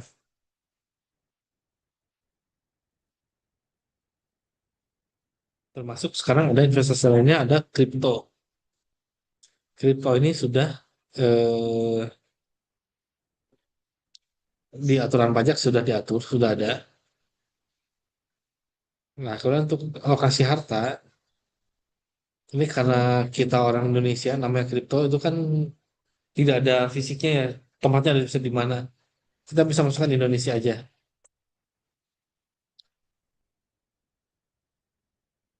Nomor akun nanti tinggal dilihat nomor akunnya, kalau di apa e-walletnya. Kalau kripto itu kan nggak bisa tanpa e-wallet, harus ada. Mau pakai apa PayPal, terus kemudian apa lagi? Ada e-wallet yang lain kayak Luno dan lain-lain itu yang luar negeri dimasukkan aja nomor akunnya, atau yang dari Indonesia pun bisa nanti dimasukkan nomor akunnya, harga perolehannya berapa, kalau misalnya beli apa Bitcoin, Ethereum, ini bisa dimasukkan waktu kita invest itu pertama di tahun 2025 itu berapa nilainya. Dan tahun perolehannya juga di sini diisi. Kalau misalnya tahun perolehannya ternyata udah lama, saya kripto udah dari 2020, masukkan aja tahun perolehan 2020, nilainya berapa, tahun 2020, kemudian nilai saat ini berapa. Nah, untuk nilai saat ini yang mungkin menjadi pertanyaan, nilai saat ini apakah sisa yang ada atau pada saat pertama membeli kripto. Nah, jadi untuk harga perolehan ini eh, waktu di awal satuannya berapa? Satu Bitcoin berapa? Satu Ethereum berapa? Kemudian nilai saat ini berapa? Ini kita ambil saldo terakhir. Untuk kripto itu kan pasti jual beli dinamis. Dari awal sampai akhir kemungkinan besar tidak akan sama. Pasti ada yang dijual, ada yang dibeli. Nilai per akhir tahun ini berapa? Nilai saat ini diisi nilai per akhir tahun. Kemudian dibandingkan pada saat 2020, harga perolehannya berapa untuk nilai yang sama, untuk nilai satuan yang sama.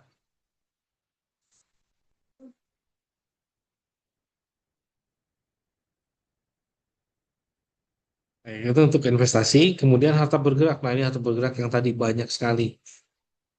Banyak sekali harta bergerak. Ada sepeda, sepeda motor, mobil penumpang, bis, dan lain-lain ini banyak.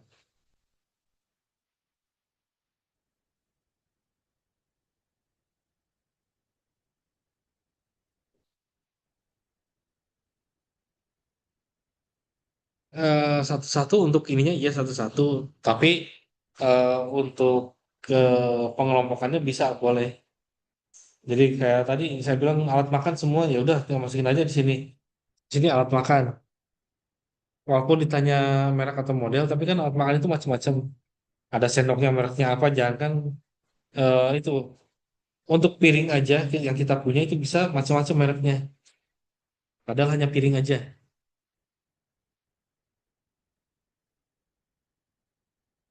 Kemudian karena alat makan sini tidak ada nomor polisi, tidak ada nomor registrasi, kosongan aja, atau bisa dikasih strip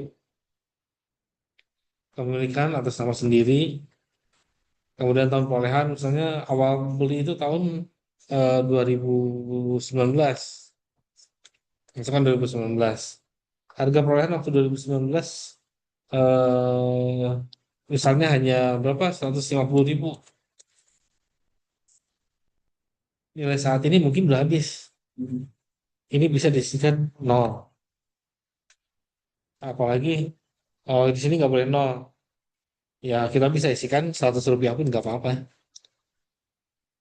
Apalagi harta termasuk kelompok berapa? Kelompok satu. Kelompok satu kan hanya 4 tahun. Ini udah habis.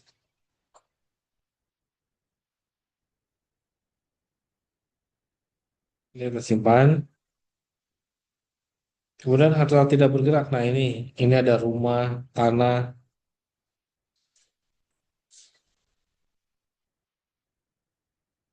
bahkan kapal pun dianggap harta tidak bergerak. Padahal kapal bergerak ya.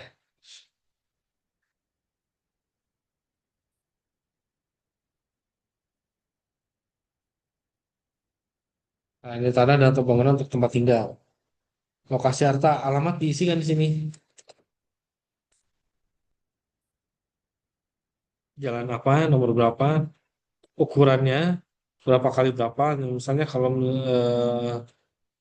90 meter, 15 dikali 6. Oh, nggak di sini langsung 90 aja. 90, bangunannya misalnya 54. Surat kepemilikannya apa? Di sini ada utang, ada hadiah, ada hibah, ada warisan, sumber lainnya, hasil sendiri. Kalau misalnya warisan, berarti masuk di warisan.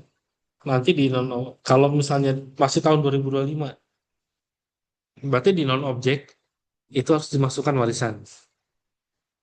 Tapi kalau ternyata tahunnya tahun lama, warisannya ya udah nggak apa-apa isi warisan. Di sini berarti untuk tahun perolehannya tahun lama. Misalnya orang tua meninggal tahun berapa? Tahun 2000, misalnya awal 2000, tahun 2000 lah. Kemudian nomor sertifikatnya dimasukkan di sini. Nomor sertifikat sesuai dengan yang sekarang. Harga perolehan, untuk harga perolehan,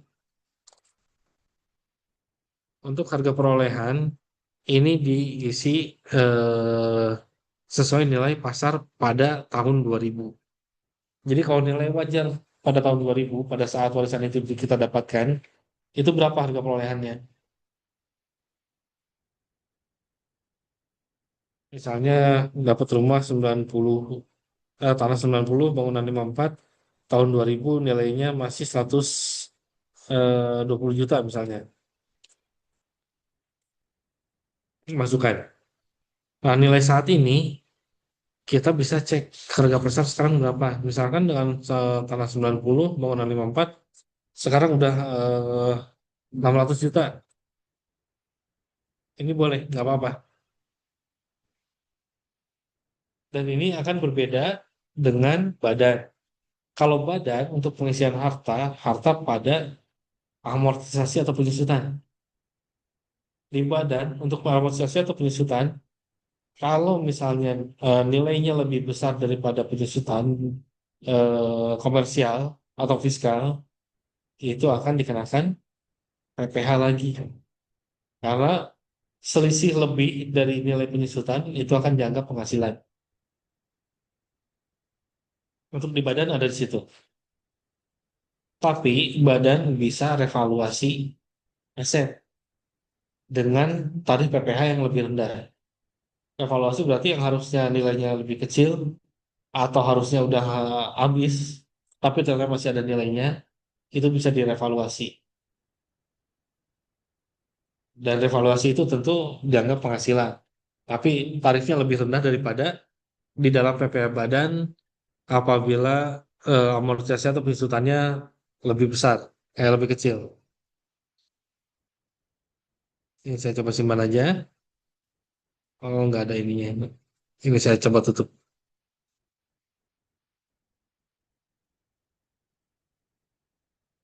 Kemudian ada harta lainnya. Harta lainnya ini seperti kita lihat paten, royalti, merek dagang, harta tidak berwujud lainnya, emas batangan. Emas batangan ini ternyata bukan di harta bergerak, tapi ada di harta lainnya, perhiasan, kemudian batangan non emas. Sekarang lagi laku ini ya, perak. Perak ini lagi laku, bisa masuk ke sini batang non emas. Kemudian barang seni, barang antik, alat olahraga khusus, alat elektronik. Nah, ini bisa di eh, kelompokkan. Ternyata di sini ada perabot rumah tangga nih. Ini bisa dimasukkan. Jadi dikelompokkan jadi satu tanpa harus memasukkan detailnya satu-satu. Masa harus masukin sendok mereknya beda-beda, masukin satu-satu, nggak usah. Kita bisa dikelompokkan aja. Ini untuk harta dan ikhtisar harta nanti penyebelahnya ada. Kemudian utang, ini juga bisa dimasukkan contohnya apa aja. Ada di apa beberapa lembaga keuangan, kemudian penghasilan netto dari dalam negeri, dari pekerjaan, kemudian apalagi pemungutan atau pemotongan. Tadi sudah dimasukkan untuk pemotongan, contohnya. Kemudian apalagi nih untuk yang perbedaan cortex. Perbedaan konteks dan DJP online ternyata cukup signifikan karena di mana SPT yang kita buat itu diawali untuk DJP online hanya diawali dengan pertanyaan apakah pekerjaan bebas atau bukan, dan kalau misalnya bukan pekerjaan bebas ditanya penghasilan bruto. Tapi kalau di Cortex semua jadi satu. Kita tinggal isikan apakah kita penghasilan dari pekerjaan. Kalau dari pekerjaan kita jawab ya. Kalau misalnya dari usaha atau pekerjaan bebas kita jawab tidak.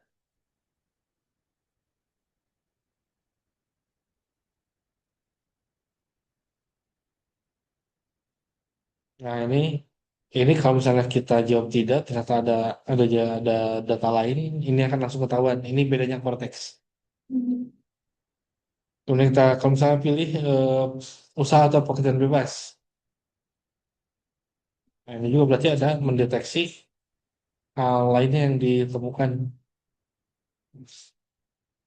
Di sini akan ditanyakan apakah OPPT atau bukan, kemudian apakah menggunakan norma. Nah, ini perbedaan sistem yang lama dengan Cortex. Ini saya di sini hanya mengenalkan aja, mengenalkan Cortex ini seperti apa. Dan mungkin kalau dilihat, ini akan lebih banyak isian daripada yang di DJP online. Nah, jadi di sini hanya terlihat penyederhanaan tanpa harus memilih jenis SPT. Jadi dari penghasilan yang diterima itu sudah apa? Sudah mengklasifikasikan SPT-nya harus bagaimana.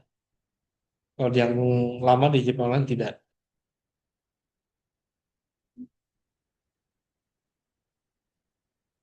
Baik, sampai sini ada yang bertanyakan? Saya untuk pengenalan SPT cukup karena ternyata konteks lebih lebih apa ya lebih sedikit, tidak rumit Pak, ya. eh, Silakan. mau tanya Kalau misalnya untuk tunjangan fasilitas misal dari perusahaan itu masuknya ke bagian apa, Pak? Kalau itu kan Misalnya, hmm, misalnya dapat tunjangan mobil gitu dari perusahaan gitu, si hmm. orang pribadinya. Nah itu ada bukti potongnya nggak? Harusnya sih ada Harusnya bukti berarti, potongnya. oh Iya, berarti dipotong PPh satu ya, Pak? iya. Dan itu tetap langsung dimasukkan ke daftar pemotongan atau pemungutan yang di lampiran satu tadi. Di bawah, paling bawah kan ada daftar bukti pemotongan atau pemungutan PPh gitu. Ya, makasih, Pak.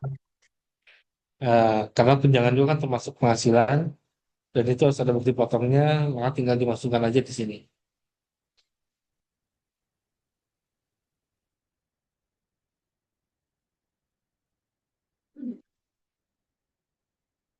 Baik, ada lagi yang mau ditanyakan? Ya,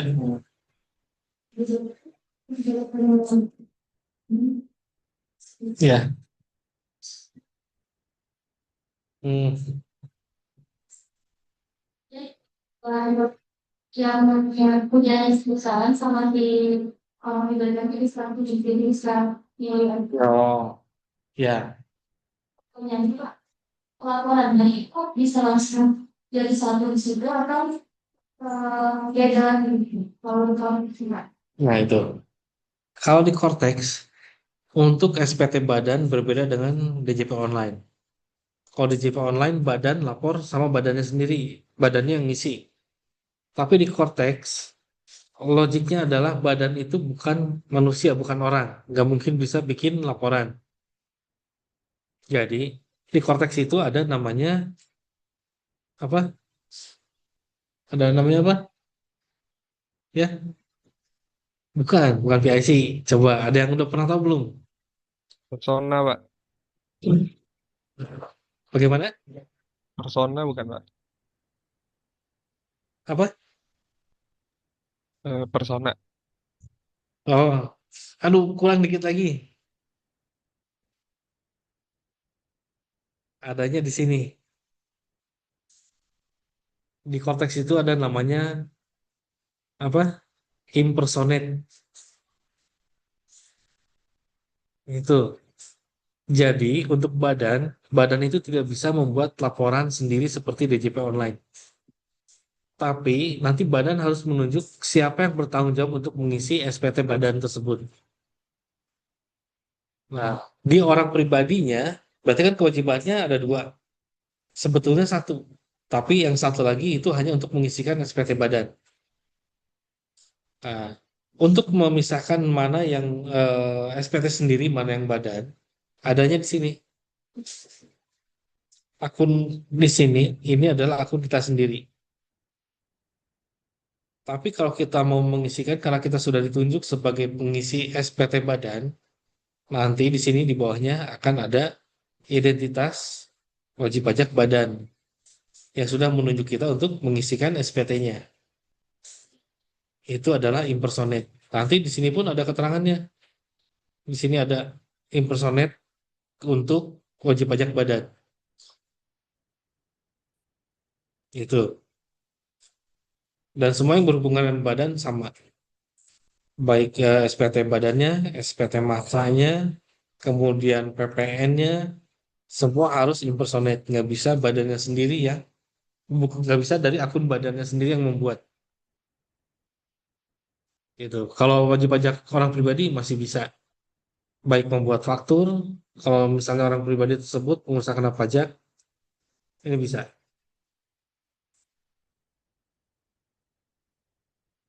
Nah, itu perbedaan yang mencolok untuk pengisian SPT.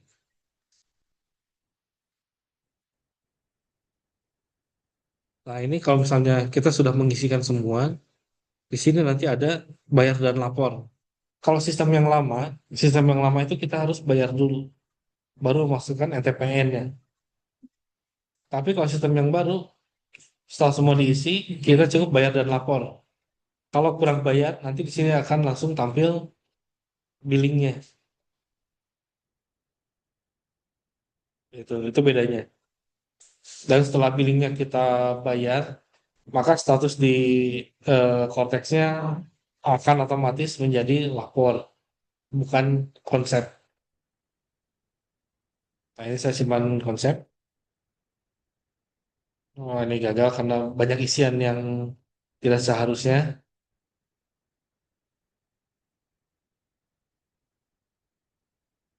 Udah sampai sini aja.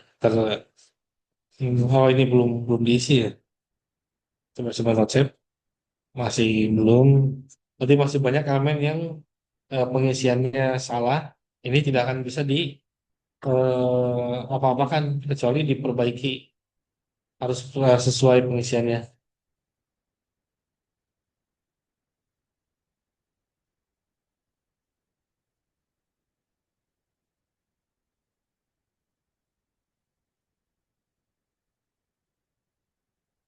Ini kayaknya masih belum bisa juga. Ada. Udah kita anggap udah bisa lah sini. Karena ini akun asli nih, bukan bukan untuk demo. Jadi saya nggak berani terusin lagi nih. Nah, sampai sini ya Bu, bagaimana ada yang ditanyakan untuk semua yang disampaikan hari ini sampai dengan pengisian SPT?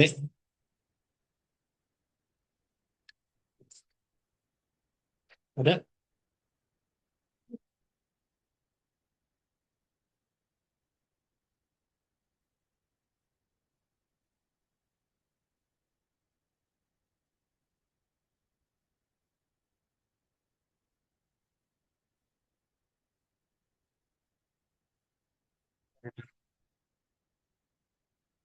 Nggak ada yang nanyain?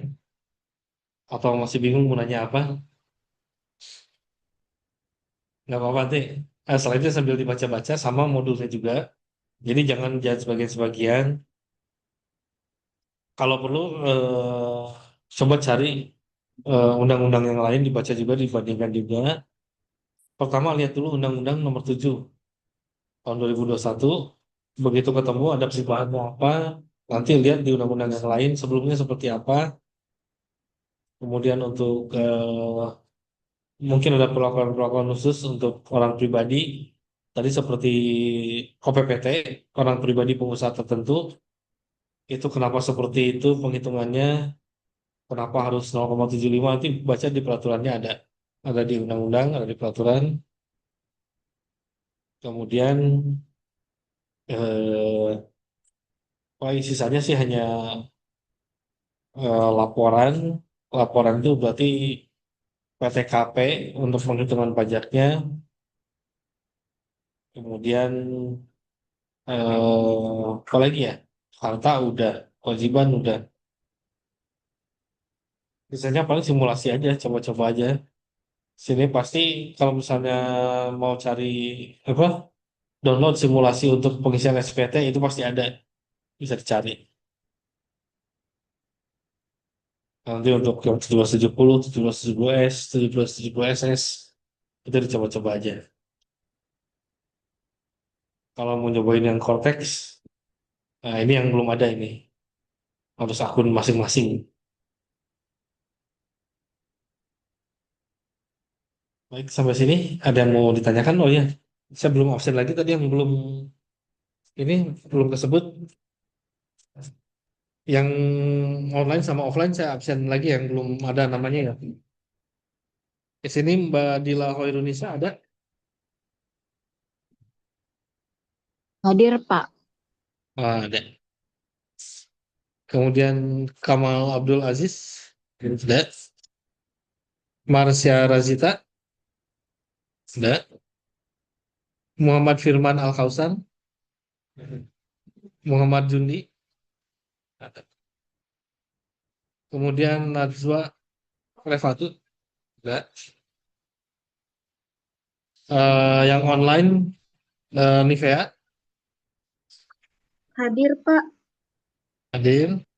Hadir. Kemudian online juga Salaisa Kansa Ya, Pak. Hadir. hadir. Kemudian Tarik Aulia Al Hakim Ya. Yusuf Naufal.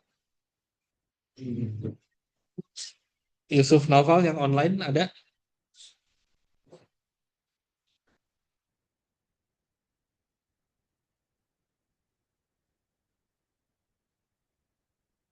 Di sini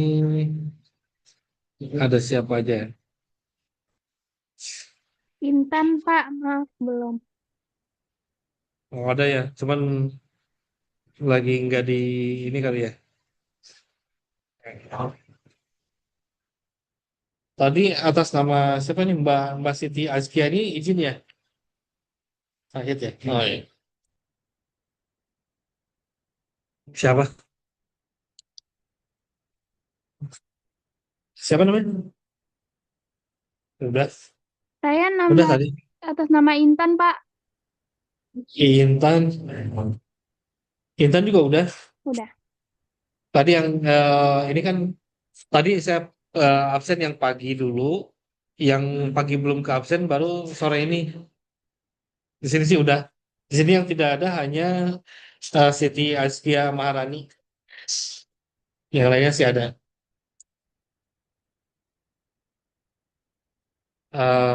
Baik kalau misalnya tidak ada pertanyaan, eh,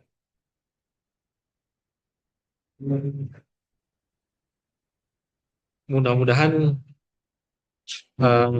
materi yang disampaikan hari ini bisa bisa diterima, bisa dipahami, walaupun mungkin memang agak membingungkan.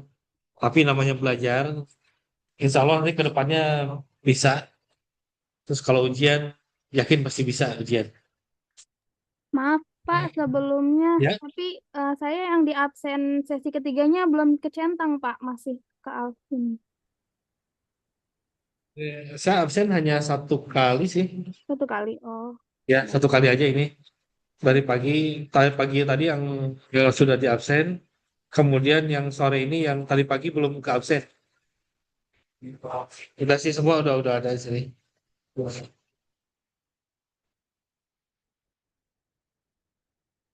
Baik, kalau begitu mungkin pertemuan hari ini untuk materi PPH orang pribadi saya akhiri aja. Semoga ilmunya bermanfaat, ujiannya lancar, dan kalau ada yang eh, di sini mahasiswa semua atau ada yang udah kerja, ada yang udah kerja. Kalau misalnya mau langsung diaplikasikan juga diimplementasikan, mudah-mudahan lancar, nggak ada masalah. Semoga semuanya dalam keadaan sehat. Saya tutup. Wassalamualaikum warahmatullahi wabarakatuh. Waalaikumsalam warahmatullahi wabarakatuh. Terima kasih, Pak. Ya, sama-sama.